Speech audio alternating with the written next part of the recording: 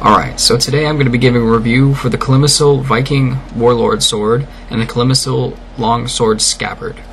Now, first off, I'm going to go over the sword, which would be right here. Now, this sword, foam sword, I should say, so that anyone unaware of Calimacil knows, is $150, which may seem like a high price for a sword made of foam, but I will get to why it is such a high price very soon. Now, the first good thing about this sword is that it is beautiful. As you can see, the guard, hilt, and the pommel are incredibly detailed.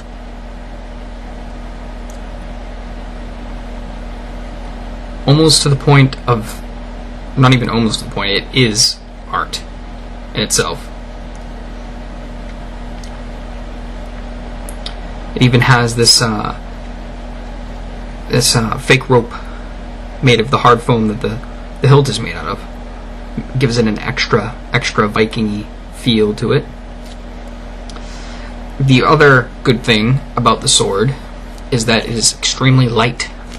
It has a fiberglass core that does bend slightly in both directions, like a real sword and like a foam sword.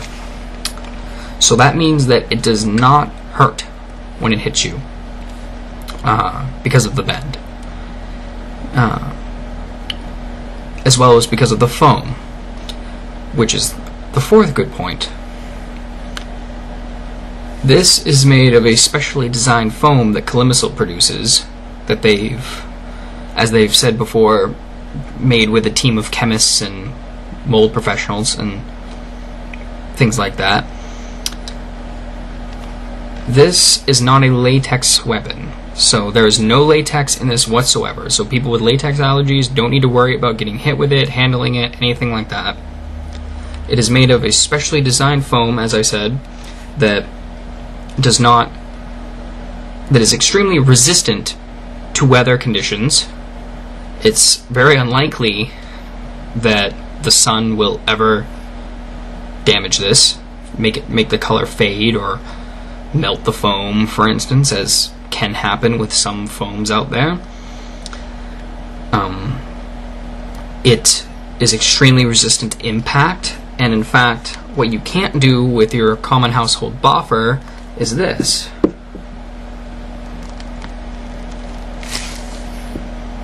It is a type of memory foam that comes right back into place, unharmed, perfectly fine.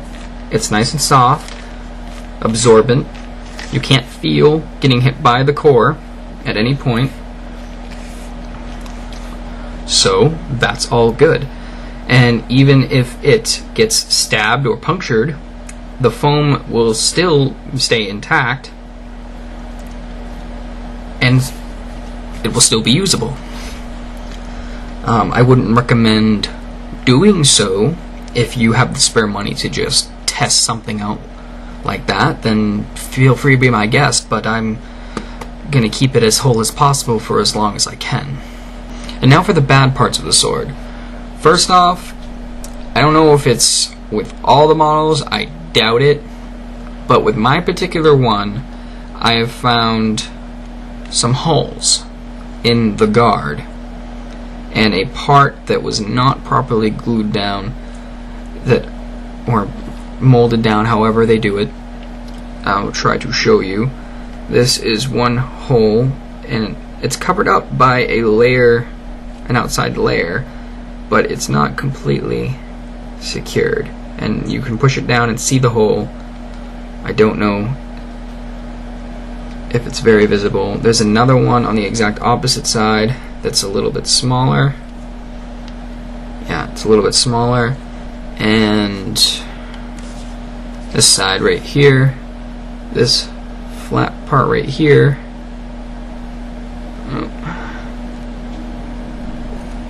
probably can't really see it, but it is not completely down.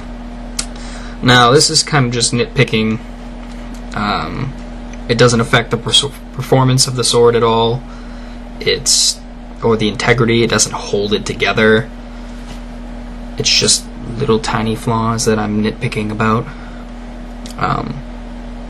It was halfway of a letdown when I saw them. I mean, I didn't notice them at first. I found them after because they're kind of hidden. They're fixable. The holes might be fixable. I don't ever plan on fixing them because they're not actually a problem. I might try to glue in that part that wasn't properly bonded. Another problem is that it is a little bit top heavy. As you can see, it is extremely long in the blade for a one-handed grip. Not a lot going on over here. The pommel, unlike a real Viking sword, is not weighted. A real Viking sword, they weighted the pommels to counteract the weight of the blade. Since this is foam, and most groups out there that use these don't allow weighted weapons, so that's probably why they didn't do it, but it would have helped. Another problem, again, I may be nitpicking, but it is kind of a problem. This fake rubber rope, well, it's not rubber, it's the foam, whatever. The fake rope handle, if you're not using it with a glove, unless you have rough hands, it may hurt. I started using it, swinging it around, and it started to hurt my hand a bit, which was not very fun, but I mean, if you ignore it and you don't care, then that's fine. I kind of care, so I'll just be using a glove or something, which I have plenty of while I'm using it. The last real problem with it is the biggest problem I have with most Calimacil swords, is that this stabbing tip right here will always fail. And by fail, I don't mean collapse or break. It will fail weapon inspection. Why? Because it is way too hard. And it does not collapse down far enough. It has maybe a half inch, maybe an inch of foam in between this and the core. Most groups out there, and by most I mean almost all, require at least 2 inches of foam in between the end of the core and the tip of the blade. The core, and also usually the foam cannot bend off to the side, because that means that the core can come through and stab the person. It needs to be able to collapse down like how open cell couch foam does.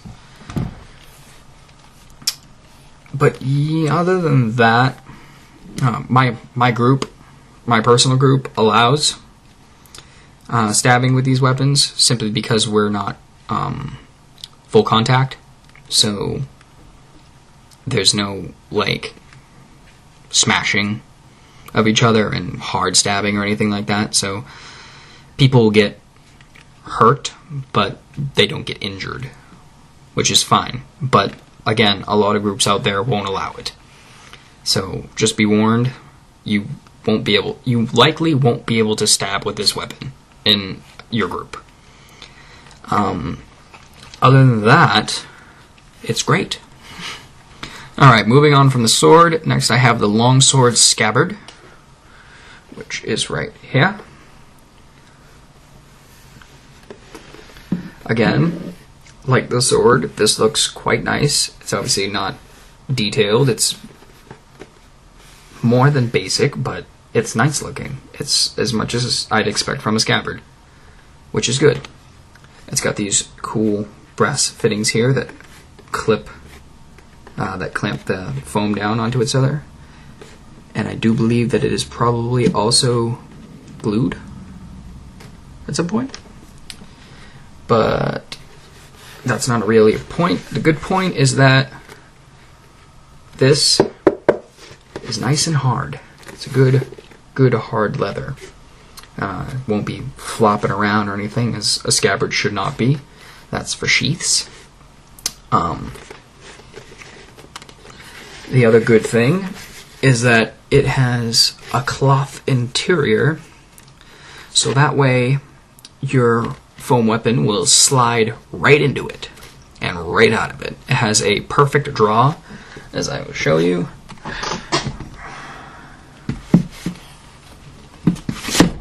Goes right in, comes right out.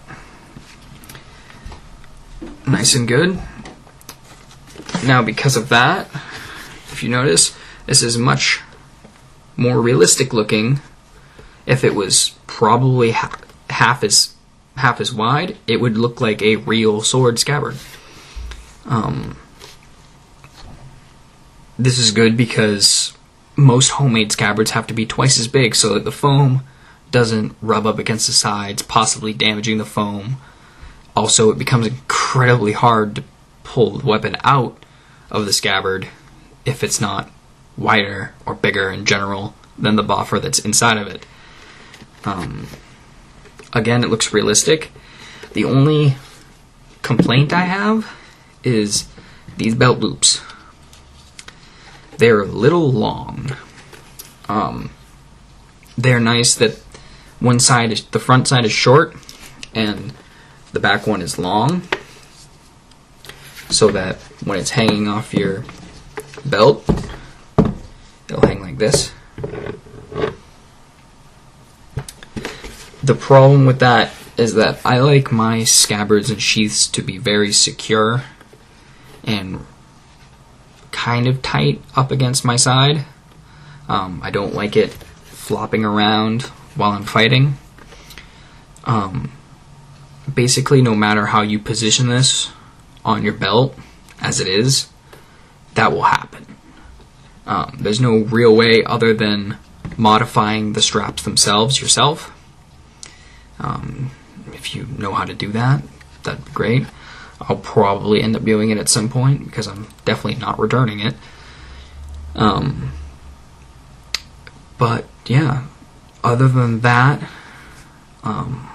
it's great. There's no real reason why you shouldn't get one. They come in different variations, different lengths, depending on what length sword you have. They probably work with other latex weapons. I don't know for sure, so you might want to test it out on less expensive ones, just in case. But I know, obviously, that they work with all Calimacil swords, provided you have the right length. There's also a universal scabbard that works with any length, except for daggers. But yeah, it's all good. I forgot to mention this is about $75, which is good for the quality of the item that you get. And if I had to give a rating to the items that I just reviewed, I'd give them both an 8 out of 10. Well, that's the end of my review. And remember, if you ever want to purchase any of these items, you can visit www.calimacil.com. And if you're looking to join a BOF or medieval simulated combat group, you can email me at legionofwar@yahoo.com. Or you can check out our Facebook group page, Legion of War. We're currently a small multi-state group and we're looking to expand, so we welcome any new members. If you're near a current sector, you can join them, or if you're not, you can even talk to us about starting up your own sector of the Legion. You can also email me if you have any questions about the items I reviewed.